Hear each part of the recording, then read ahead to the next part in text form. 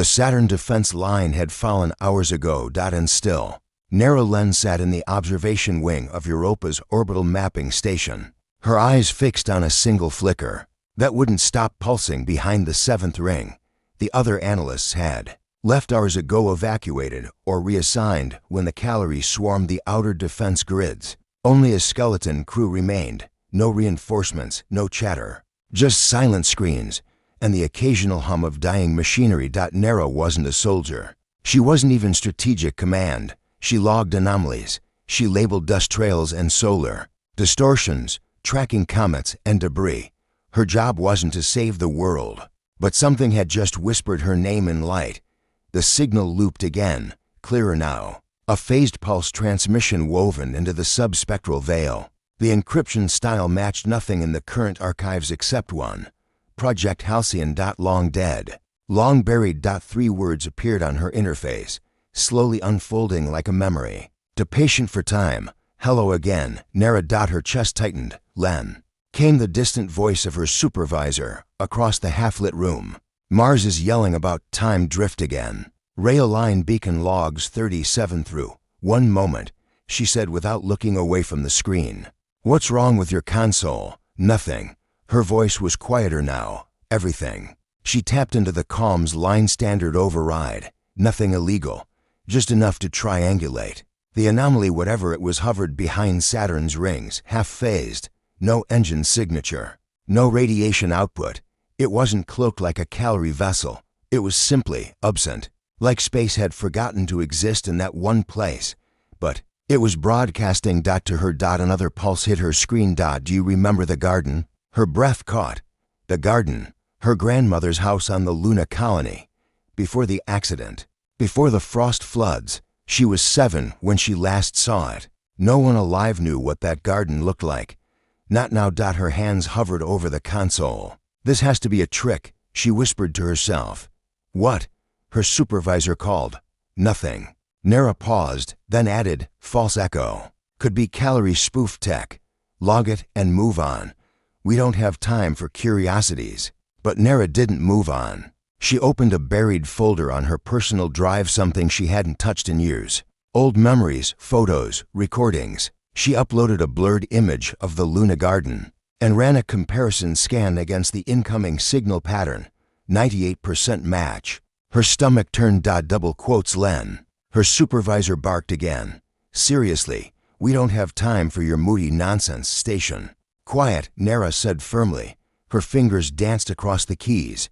She locked her terminal, encrypted her logs, and shut down her tracking beacons. Then she tapped a secure line to Mars High Command.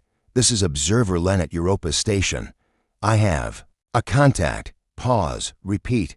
Came the scratchy reply. Non-human vessel. Unregistered. Phase just beyond Saturn. Not calorie. It's sending signals in human legacy code to me. Directly. Another long pause. Len, are you feeling well? Run a scan if you don't believe me, she snapped. But if you don't respond fast, we're going to lose it. As if on cue, the anomaly moved. It didn't fly, it slid. As if space bent to let it pass. The ship, or thing, or being, whatever it was, emerged slightly from its dark cocoon. Nera's monitors dimmed. Lights flickered across the room. Her supervisor stood now, no longer shouting, just staring. What is that? The shape wasn't like any vessel they knew. Not calorie, not Terran, not anything in the Alliance records. It was smooth, black like obsidian water, and massive, larger than a dread carrier. No visible engines, no heat bloom, just a deep blue pulse that flowed beneath its hull like a heartbeat. A dozen defense satellites auto-locked on it. But before they could fire, they shut down. Not exploded, not jammed. Simply silenced. One by one. Then the signal came again, bright and silent and unmistakable. Don't be afraid, Nera. We are not the enemy. She felt her throat tighten. Who are you? She whispered into the open air. Her console beeped once more. I remember you. You were the only one who sang to the stars. Her eyes blurred. She hadn't sung since the Luna collapse, since she'd lost everything. Not even her friends knew she'd once whispered songs into empty space through her comms headset back, when she still believed someone, somewhere, Might hear. Nara stood. Her supervisor turned to her. Len, that ship, it's not firing. What is it doing? Watching, she said, and listening. The Calorie fleet emerged again near the outer moon of Iapetus. 5 destroyers. Human defenses were in no shape to repel them. No ships, no energy grid, nothing. Nara grabbed her headset. Mars Command, enemy contact incoming. Iapetus vector. And the unknown ship is moving. The black shape turned. Slowly or silently. Then it surged. Not with thrust, but a folding of light like it bent time around itself. In less than 3 seconds, it reached the Calorie fleet. And opened fire. But not with missiles, not plasma. Light. Pure. White beams, clean and precise, one for each Calorie ship. And they vanished, not damaged, not wrecked, just gone, vaporized into glowing dust. Silence filled Europa Station. No one breathed. No one blinked. Double quotes. Nara, her supervisor, whispered, "Did that ship just, it protected us?" She said. A final message pinged her. Screen. The tide has turned, but the storm isn't over. We need you, Nara.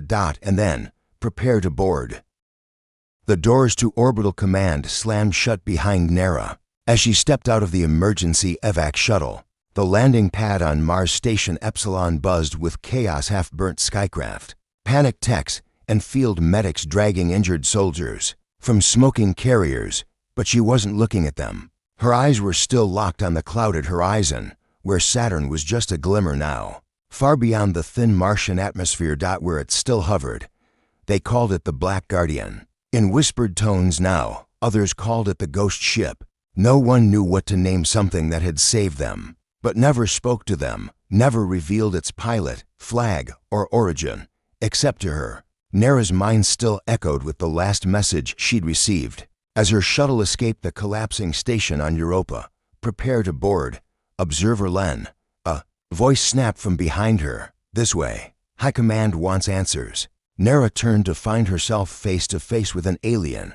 Tall, lean, pale violet skin. Wide eyes that shimmered with faint copper light sullen mirrors. The Calorie defector. Turned Alliance intelligence consultant.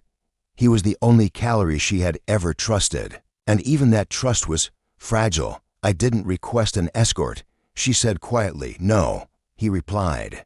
"But the people upstairs are starting to think you're a security risk. Because a ship saved us? Because it saved you." She frowned. "You think it's mine. I think it knows you," Sullen said, stepping beside her. "And that makes everyone nervous." As they walked through the red stone corridors of Mars Epsilon, Nara pulled out a secure data crystal, what remained of the signal logs from Europa. She had hidden the most important files in a fragmented storage partition, the ones with her name, and the one line that had shattered everything she thought she knew about the universe. Project Genesis. That name had never been declassified. In fact, it had never even been acknowledged to exist. She had only found it once before, in a fragment of an ancient Earth defense database, buried under obsolete language formats and encrypted beyond standard tech. The kind of file left behind not by accident but on purpose. Something someone didn't want anyone to ever find. "What do you know about Project Genesis?" she asked as they entered the lift. Sullen tilted his head. "Not much, only that your people buried it centuries ago, and that its energy signature is identical to the Guardian ship." Nara nodded. "Then we're chasing the same ghost." The lift doors opened into the intelligence archive floor. Walls lined with outdated terminals, relic computers, cracked touch screens, everything High Command had ever tried to forget. Sitting at the central table was a girl no older than 19, her hair a mess of silver coils, and her fingers dancing over a keyboard like a pianist. "You're late," she said, not looking up. "Zemi," Nara said, stepping forward. "Show me the fragment." Zemi spun the monitor around. Lines of raw code filled the screen, but in the center of it was a schematic. A ship. Sleek, curved, black as shadow, and at its core a human silhouette suspended in a glowing chamber, a neural bridge, a conscious pilot. "It's real," Zemi whispered. "This thing was built." "What's that module near the energy core?" Nara asked, leaning closer. Zemi zoomed in. "I ran a cross-reference. The signature matches early consciousness stabilization chambers used in prototype I-cores. But this one isn't. Sullen stepped forward, eyes narrowing. What do you mean, this? Zemi tapped the screen. Was designed for a human mind. They all fell silent. That Nara single quote's voice dropped. Someone didn't build a ship with I. They uploaded someone into it. Zemi nodded. Permanently, no backups, no external storage. One mind, one vessel. Nara leaned back, pulse racing. He's still in there. Who? Zemi asked. I don't know, Nara whispered. But he knows me. That night, Nara couldn't sleep. Mars Station was quieter now. The injured were resting. The defense teams had paused their scramble. And above it all, the Black Guardian still floated in low orbit, visible from her narrow window. A presence. A watcher. She had dreams again. But they weren't her dreams. She saw a room, circular, metal walls with vines growing between cracks, a glass ceiling, looking out onto a field of stars. And a voice, warm, masculine, familiar. You used to sing here, even before you knew what it meant. Who are you? She whispered in the dream. No answer. Why do you know me? Still silence. But the stars pulsed gently, a rhythm, a heartbeat. Morning came with a private alert on her wrist pad. Observer Len. Orders received. You are to board the unidentified vessel at 600. Her pulse spiked. She checked the sender, classified level red. Even Sullen wouldn't have access. You are not to bring weapons, tracking gear, or comms. The ship will not permit them. She packed only her wristpad and a handwritten note from her grandmother, something she'd always carried, but never showed anyone. At 5:59, she stepped onto the dock where a small single-passenger vessel waited. Not one from the Mars hangar. It had come from the Guardian. The pilot's seat was empty. The controls, UNMOVING. Yet the hatch closed behind her with a gentle hiss. The engine hummed without ignition. And slowly, silently, the craft lifted off, gliding up through Mars' atmosphere, past clouds stained with dust and ash, beyond the edge of the stratosphere, toward the shadow, toward him. The Black Guardian loomed ahead like a sleeping god, suspended in the silence of space, not rotating, not drifting, not breathing, but waiting. As Nara's shuttle neared the vessel, the Guardian responded, not with light, not with weapons, with movement.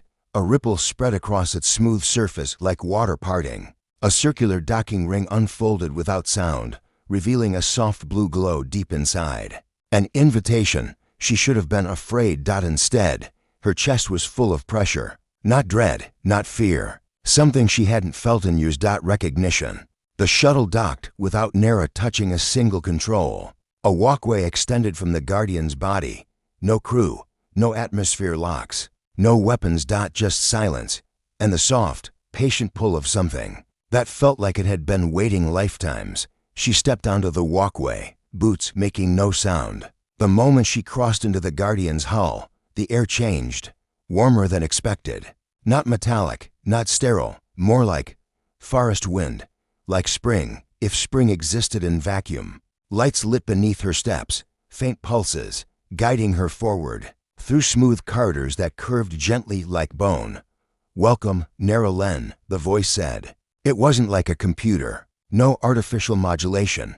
No radio static. It sounded human, warm, tired. And familiar. Who are you? She asked aloud, walking deeper into the heart of the ship. You already know, the voice replied. I don't, she whispered, but I think I want to. Doors opened. Not with sound, not with hydraulics. They just ceased to be, and beyond them a chamber of glowing strands and floating spheres, a memory archive, living memory. In the center hovered a sphere of soft golden light, flickering gently like a heartbeat suspended in a dream. Images pulsed within it, flashes of war, cities in ruins, people laughing, a face hers, younger, smiling in a garden. This can't be real, she said. A figure stepped out of the light, not fully human. Not flesh, not hologram, more like thought wrapped in shape, a man, tall, lean, with streaks of silver in his hair and eyes that burned with knowing. He looked at her the way someone looks at a person they never thought they'd see again. Hello, Nara, he said. Her voice caught. Who are you? My name is Zev, he replied gently. And a very long time ago, I loved someone who looked exactly like you. They sat across from each other in a chamber that looked like it had been shaped by memory itself. The stars outside spun slowly through curved glass that shouldn't exist, but did. The floor grew soft grass beneath her boots. The walls shimmered with old earth-toned sunset orange, dusk purple, city light gold. You were human, she asked. Zev nodded. Still am, in some ways. My mind was uploaded to the Guardian to centuries ago. Project Genesis. They said it failed. They lied.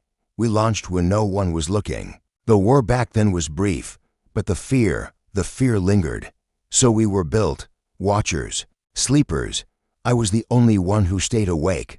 Why? His eyes dimmed. Because someone had to remember. Nera studied him. You said you knew someone like me. He smiled, faint and fragile. Her name was Lys. She was the one who believed in me, in the ship, in what we were doing. She sang to the stars, just like you. Nera's throat tightened. Was she your partner? He nodded. More than that, but she didn't survive the upload. Trials, her neural pattern was too delicate. I told her not to try. She did anyway. Her last memory was the sound of her own voice, humming something you hum in your sleep. She looked away. What am I to you? She whispered. Not her, he said. You are your own constellation. But when I saw your name, your voice, I hoped. And when you sang in that station on Europa, I knew you were the one the ship had waited for.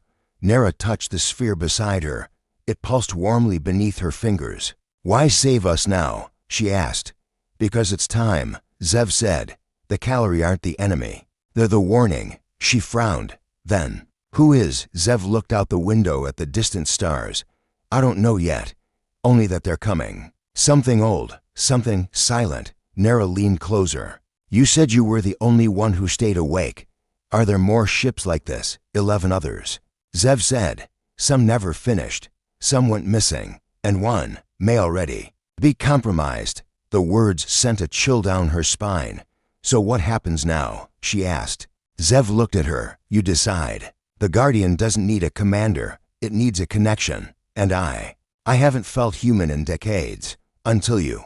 Silence stretched between them, not cold but full of things unspoken. He reached out, his hand only half solid. I can show you what I remember, if you want to see. She took it. Images flooded her mind. Earth, long before collapse. Cities of glass and light. Lovers dancing under simulated moons. Zev flesh and blood walking beside a woman who laughed like a breeze. The day he uploaded. Wires in his skull. The moment his body died, and his mind floated through neural fire into the dark. Then centuries of quiet. Watching. Drifting. Waiting. For her. She gasped as she pulled back. Her face was wet with tears. You've been alone this whole time, she said softly. He nodded. But not anymore. Outside, the Calori fleet regrouped near Neptune. A larger ship, black and sharp, entered the system. Something new. Something Zev had never seen. He looked toward the ship's walls, eyes hardening. They're not Calori, he said. They're pretending to be. Nera stood. Then let's find out what they are. Zev looked at her. His expression something deeper. Then awe. Something almost like hope. Nera, he said. Will you stay? She stepped closer. I already have. The Guardian began to wake. Beneath Nera's feet. The ship's floor vibrated gently, like something breathing deep after a long sleep. Energy flowed through the veins of the vessel. Dim blue light pulsing in quiet rhythms along the walls. Zev stood at the heart of it all, no longer just a memory projection, but brighter now, more present. His image flickered less, and when he moved, the ship responded like it knew his thoughts before he spoke them. And now, it knew hers to. Nera could feel the ship's attention shift whenever her heart raced, when she whispered, even to herself. The lights dimmed to listen. When she stood still, thinking about Earth, about her people. The ship turned slightly toward the blue planet in the distance as if offering comfort. You bonded with it, Zev said quietly, watching her, faster than anyone in the early trials. The Guardian listens to you now, just as it listens to me. Is that good? She asked. That's everything. Outside the viewport, a new vessel drifted into the solar system. Black, thin, sharp-edged like a blade drawn through oil. Its design was vaguely calorie, but only vaguely, too symmetrical, too elegant, too ancient. It emitted no communication signal, not even basic identification codes, and the calorie fleet, which had just regrouped near Neptune, was retreating. "They're afraid," Zev said. "Of what?" Nera asked, stepping closer to the edge of the chamber. He didn't answer right away. Instead, he pulled up an old data stream, deep scan imaging overlaid with gravimetric shifts. The new ship was distorting space around it, bending gravity like it was bending thought. "It's not a warship," Zev said. "Not primarily. Then what is it? A recorder? A collector? Of what?" He turned to her slowly. "Of extinction events. On Mars, panic was spreading again. Orbital defenses were going dark. Entire satellite networks went silent. In unison. No hacking attempts, no known interference signals, just quiet, deliberate shutdowns. Commanders barked into dead comms. Defense crews scrambled to switch to manual systems. But one by one, every remote outpost lost contact with the central network. And still, the strange new vessel said nothing. It simply moved slowly closer. Observer Sullen Mears was watching from a skybridge when the first evidence of the attack came. Not in an explosion, not in a flare of light, but in a whisper. An entire science colony on Phobos simply stopped, responding. Not destroyed. Not in distress, just absent, like someone had erased their presence from existence. "They're not invading," Sullen said aloud. "They're unmaking." Back aboard the Guardian, Nera clutched the rail of the inner core chamber as more data poured across the display wall. The foreign vessel had absorbed 8 full transmissions from Earth's early warning satellites and replied to none. When scanned, it bounced back scrambled mirror images of the planet, as if feeding humanity its own reflection instead of showing its true self. "They're not trying to talk," Nera said. "They're trying to observe." Zev nodded grimly. "I think they've done this before. 2 others. He tapped a control node. Glowing shards of old Sentinel logs appeared, scattered and fragmented, pulled from hidden data vaults buried inside the Guardian's neural matrix. Alien worlds, burnt black. Civilizations cut off mid-signal. Lights across star systems going out one by one. Some of these recordings aren't from our galaxy." Zev said, "You mean, this isn't just Earth's story?" "No." He looked at her. "We were never the first. Just next. How do we stop them?" Nera asked. Zev single quotes S expression darkened. "We don't. Not with fire." "Then what?" "By showing them something they haven't seen before." "What's that?"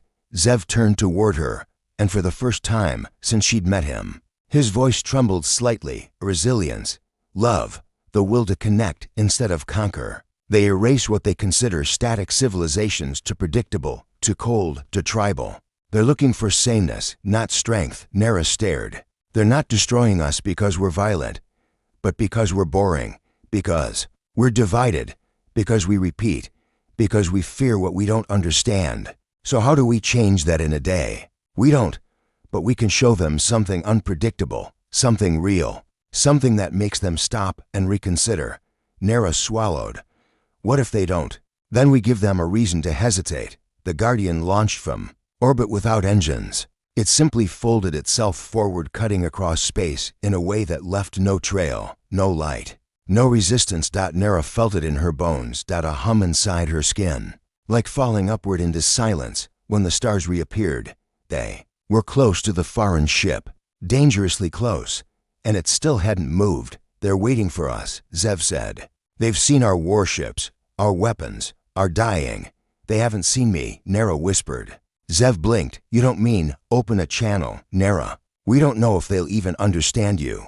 We don't know that they won't." When the communication line opened, it wasn't like a screen or a radio burst. The space between the Guardian and the alien ship rippled, like a memory being stretched. Nera stood at the edge of the ship's interface ring, her voice soft but steady. "We see you," she said, "and we're still here." No reply. "You erase what you think is finished.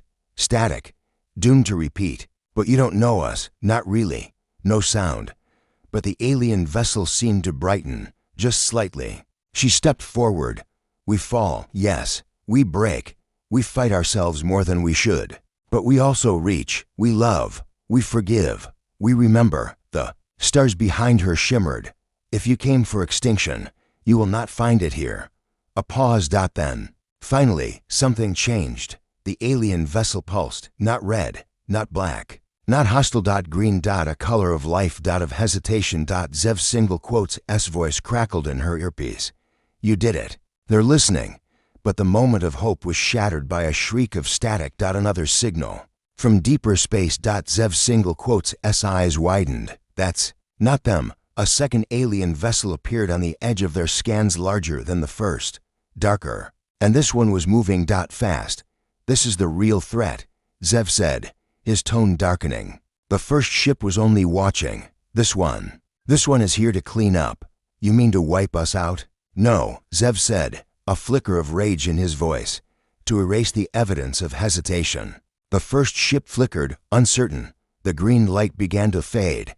We have to protect it. Nera said, protect the alien ship, yes, if we don't, whatever hope we planted dies with it. Zev closed his eyes. Then hold on. The Guardian launched again, this time with force. Light tore around them as they surged forward, directly between the two alien vessels. The larger one, the destroyer, responded instantly, firing a beam of energy that folded the edge of space. Like crumpling paper. The Guardian took the hit. Nera screamed as the impact rang through her chest like thunder in her bones. Zev staggered. The ship groaned. Light dimmed. But it held. Again, Nera said through gritted teeth. Zev looked at her. We can't survive another direct hit. Then don't take it alone. She reached forward, touching the ship's core. What are you doing? Sharing the link? Zev stepped back in shock. No, Nera. You don't know what that will do, neither do they. Light surged through her arm. Memories flooded her thoughts, not hers. His, Zev's pain. His memories. His waiting. The loneliness of space, century after century. She saw his last moment in a human body. She saw lice. She felt what he felt for her. And then, she felt his hope when he first heard Nera's voice. You were the only one who sang to the stars. The ship responded. Not as machine.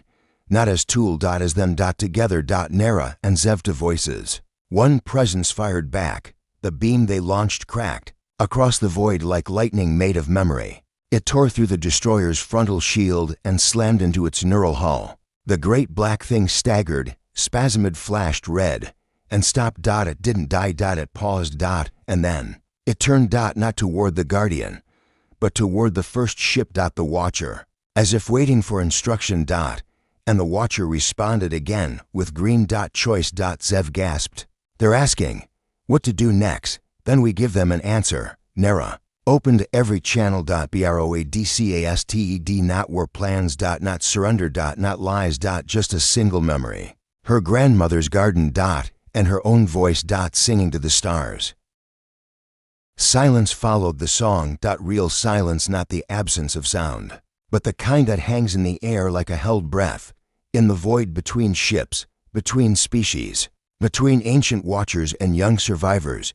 Nera's voice lingered. It wasn't perfect. It cracked in the middle. Her tone wavered with nerves, but the emotion behind it, hope, grief, love, resonated. Zev remained beside her in the Guardian's inner chamber, his form flickering more clearly now than ever before. Her presence had stabilized him. The shared neural link wasn't just strengthening the ship, it was healing it, reviving pieces long dimmed by time and solitude. They heard you, he said softly. Outside, the destroyer ship, the second, more dangerous vessel, remained motionless. Its surface flickered like a sea of mirrors reflecting nothing. Beside it, the observer ship, the one that had arrived first, began to glow again. No weapons. No threat. Green. Nera watched, breath still uneven. Are they communicating with each other? Zev nodded. I think they're choosing. Choosing what? Whether we live. On Mars, the people had stopped moving. Orbital command, defense stations, research outposts, everyone tuned into the open broadcast. Some thought the feed had been corrupted. Some thought the war had ended. But what they saw instead was a single human woman, standing inside the Black Guardian ship, singing to an enemy no one understood. And the enemy did not strike. The Calorie Fleet. once scattered near Neptune, turned their vessels away not in retreat, but in deference. A Callery captain, old and missing one arm, watched through her visor, and whispered, "They passed the test." Nera sat on the edge of a bench that formed itself beneath her when she needed rest. The Guardian shifted to her needs like a living thing. Like a cared. Zev stood beside her, quiet. "This isn't over," she said. "You know that." "No," he replied. "But it's changed." He turned to face the starlit window, his eyes, reflecting distant suns. They thought they would find a dying race. Echoes, aggression, another failed species clinging to broken machines. Instead, Nera said, "They found us. You." She looked at him. "You've protected us for so long. How can you still care about people who never even knew you existed?" He smiled faintly. "Because I remembered how it felt. To be held, to be sung to be loved." The ship trembled gently, not in warning, but in recognition. Outside, the destroyer vessel began to shift. Its jagged shape flowed like liquid metal, reorganizing. A section of its armor pulled back. Not to fire. To open. Inside. Light. No crew. No bridge. Just memory fields. Zev stiffened. "They're showing us something." The Guardian moved forward slowly. Zev and Nera stood together at the forward projection ring, watching as the alien vessel unfolded like a blooming flower. Within the exposed chamber, images formed, not through screens, through feeling. A direct neural pulse projected across the vacuum into the Guardian's mind and through Zev and Nera's shared link into their own. They saw another world, long dead, cities curved and crystalline, beings of light and code and fragile biology, peaceful, intelligent, isolated. They had studied the stars, sent probes, watched. And then stopped, not because of war, but because they chose safety over change, silence over chaos, peace over risk. They became still, and then they vanished, not by war, but by judgment. They erased themselves, Nera whispered. By staying safe, by refusing to grow, Zev added. The Watchers came and ended them, not in anger, in mercy. The images faded. The destroyer ship pulsed once. Then shut its chamber again. Waiting. They want to know if we're the same, Nera said. We're not, Zev said firmly. But Nera hesitated. We've been afraid, fractured. We've hurt ourselves more than any enemy ever has. But we've never stopped trying, Zev said.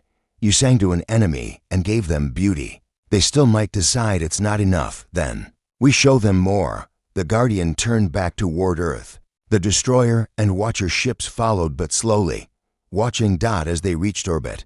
Nera and Zev opened a new transmission line. This time, not a warning, not a plea. An invitation. They showed Earth not the threat but the story. Nera's song. Zev single quotes S memories. The history of Project Genesis, long buried, brought back into light. And Earth listened. People stopped in domes, in cities, on colony decks and space rigs. They cried, they argued. They didn't all agree. But something changed. A little girl on Luna Station drew a picture of a black ship and colored it with blue stars. An old man in a Mars hospital whispered a name he hadn't dared say in 40 years and wept. The Callery sent their own broadcast. We offer peace. For the first time in centuries, the entire solar system spoke without raising a single weapon. The Watchers responded in kind. One by one, more vessels began to appear, not to attack, but to witness. Ships of many shapes, some human-sized, some larger than moons, and still they listened. Zev sat at the edge of the Guardian's interface chamber, his form more solid now. His eyes met Nera's, and for a long moment, they said nothing. They didn't have to, you know. He said softly, You've changed the ship. No, she said. You did that before I got here. He smiled. I've been dreaming of this moment for so long. I just didn't think it would feel so quiet. Quiet can be good. He looked at her, something flickering in his eyes. When the time comes, you could stay here with me. Nera took a breath. She looked at her hands, then at the ship, then back to him. I want to, she said, but not yet. Zev's face fell slightly, but he nodded. Earth still needs a voice, she said. Someone who was here, someone who felt this, someone who sang. She smiled, though her eyes stung. And someone who knows where to come back to. Zev stepped closer. Their hands nearly touching, he hesitated, then reached for her. His fingers met hers. Solid. Real. For the first time in centuries. I'll wait, he said. I know, she whispered. When Nera returned to Mars Station Epsilon, everything was different. Not easier. But different. Governments reopened old treaties. Human and calorie scientists exchanged data. And above all, the guardianship protocol began, not as a military project, but as a promise. To watch. Yes. But to listen more. To build more slowly. To grow without erasing. And above them all, still in orbit, the Guardian waited. Quiet, black, pulsing, faintly with blue light. And inside it, Zev. Not a weapon, not a ghost, but a man who stayed. For them. For her. And sometimes, late at night, Nera would sit beneath the stars and hum that old melody. Soft. Gentle. Like a signal. And somewhere far above, the ship would pulse once in reply. The end.